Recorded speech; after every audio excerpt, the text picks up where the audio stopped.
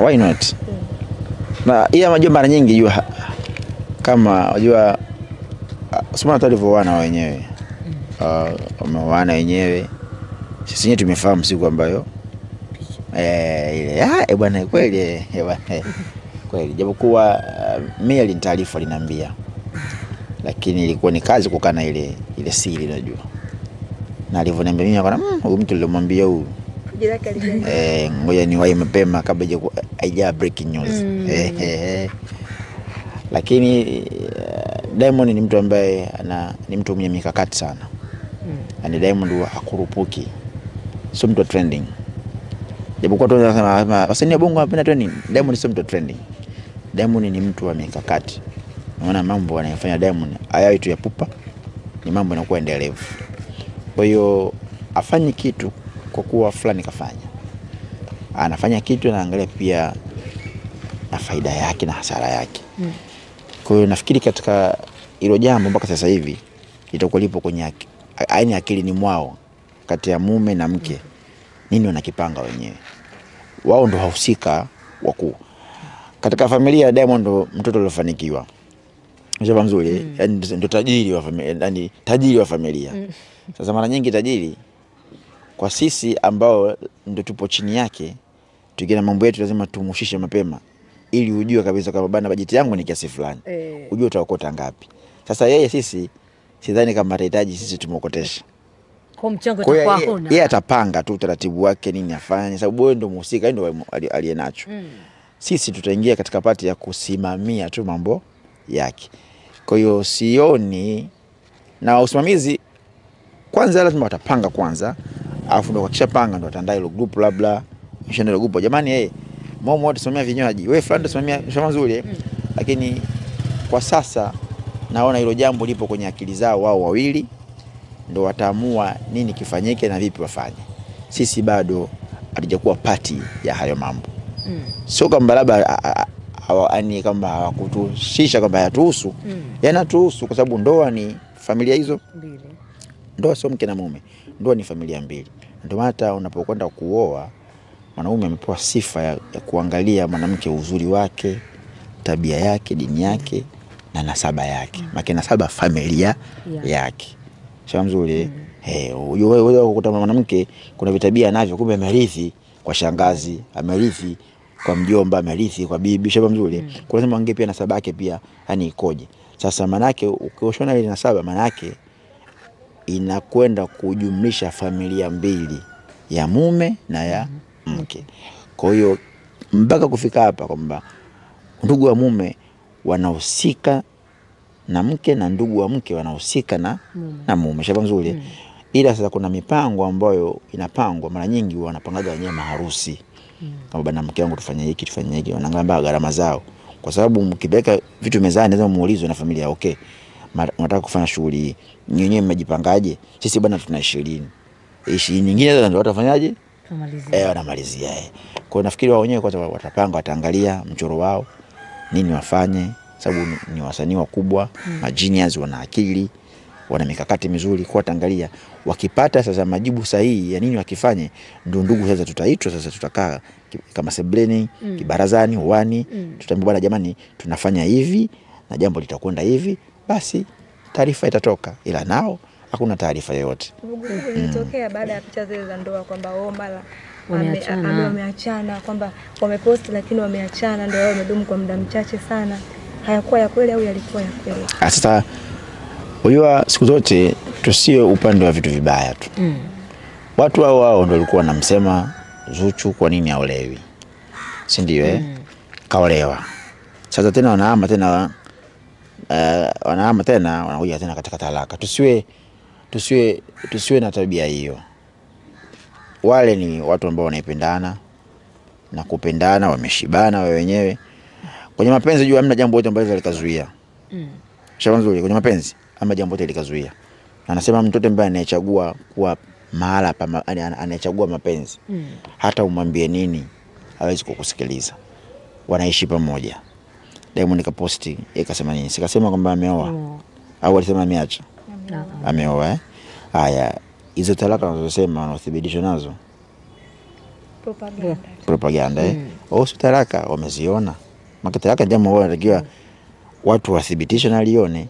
Je, watu wa karibu ambao mashahidi, kuna shahidi wote walikuwepo ambaye alishuhudia hizo talaka.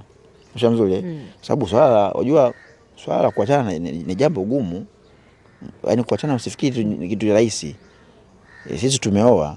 Mshamzuri kama sisi tumeoa tunajua sababu swala kuachana ni process ambayo si tu ya kaida. Lazima pande zote mbili muwe mna makubaliano haswa. Ushamzuri na sheria ya talaka sababu kwenye Qur'an tunasema talaka ni mara 2. Ataraku maratain, mara hizo mara 2. Tena ukishatoa talaka kwanza sharti kuna eda ndani yake. Yaani mwanamke ingeedhi hizo 3. Hadi hapo mnaangalia ni hiyo kwenye miezi 3 mnaangalia hapa vipi ni jazba ama amemaanisha. Ikiwa ndani ya miezi 3 bado ngoma zipo kidogo at least hata ile haya jamani wewe maki hapo ndoa ipo. Lakini kipitiliza hiyo maki nyinyi watu kulifanya mlimaanisha. Kwa hiyo Mungu alijua hivi vitu kwamba alijua wanadamu wana mambo mengi. Kwa hajaweka vitu vya rahisi mno. Sasa hivi hapa watu wangekuwa washaachana hata mara 10,000 na ngapi.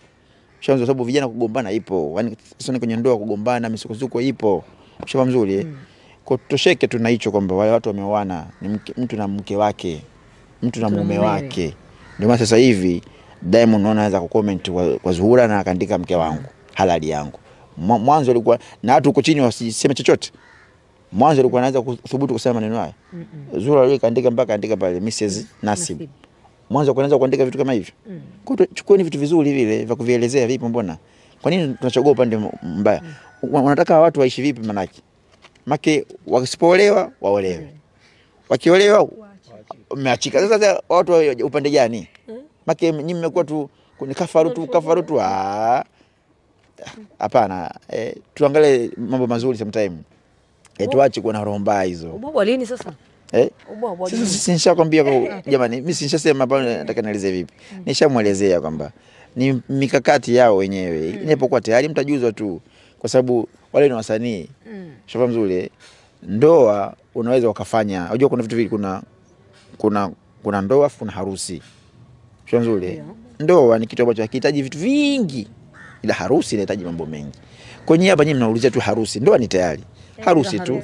Kwa hiyo harusi hiyo wakikaa wenyewe na mtu maamuzi yake ajua. Unajua mara nyingi sisi huwa ndoa ndio tunaona kama ni jambo zito.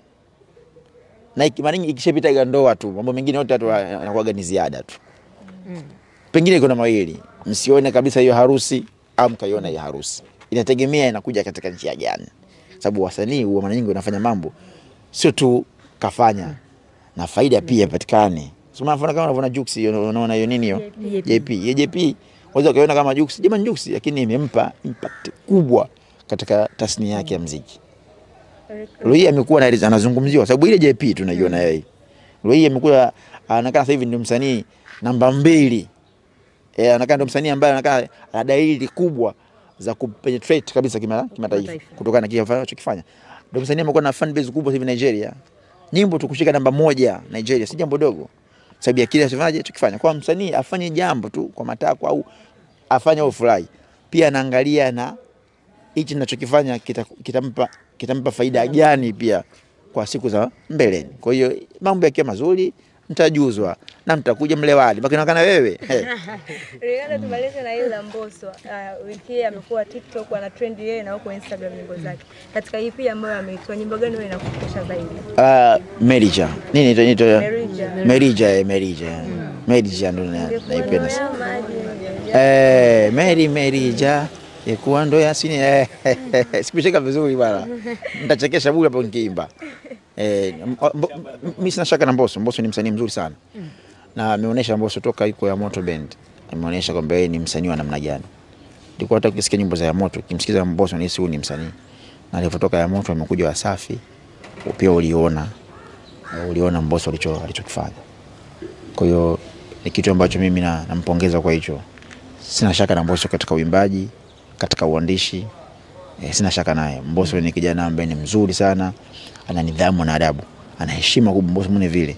Yaani Mbosso mwambii neno alikarudi. Sio Kwelam. Unajua Kwelam Nini keramu ile. Ya Wahindi ile inaitwa keramu. Hiyo kipiga yeye ukikosea kitaweza shangaa kodi yenyewe strike huko. Sasa Mbosso sio keramu. Yaani Mbosso kimpa kitu kinabaki. Na anakifanyia kazi. Tofauti na wasanii wote ambao tulikopo nao Wasafi.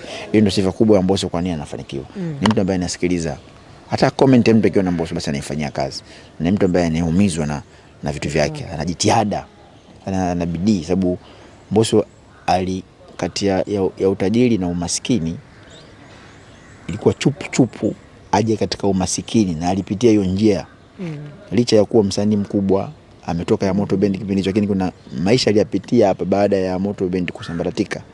Kuna nyakati ngumu alizipitia ambazo zilimfundisha nini maana maisha. Ndio mpaka sasa hivi amekuwa anauheshimu muziki na anaheshimu kila mtu, kwa sababu ilikuwa bado kidogo tu. Sasa sio ingekuwa jambazi hata sielewi, sio mkabaji hata sielewi. Historia yake alisema alikuwa anakaba. Bali yani kidogo tu, lakini Mwenyezi Mungu akamuonesha, akamfundisha na amezingatia. Ndio maana leo unaona amefikia hapa. Kwa hiyo room number 3 ni yeye sasa. Mimi binafsi simhitaji tu Mbosso kwa sababu ya muziki peke yake.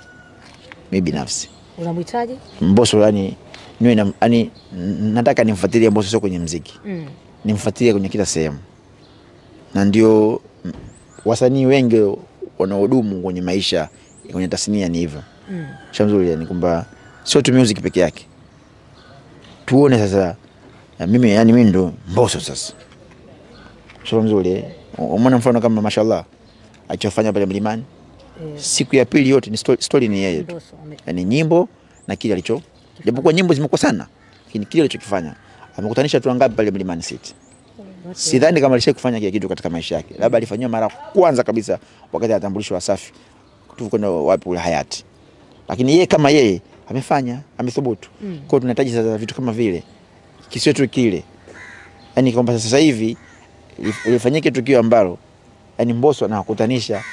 Yaani kuna stories zinatokea katika tukio la Mbosso.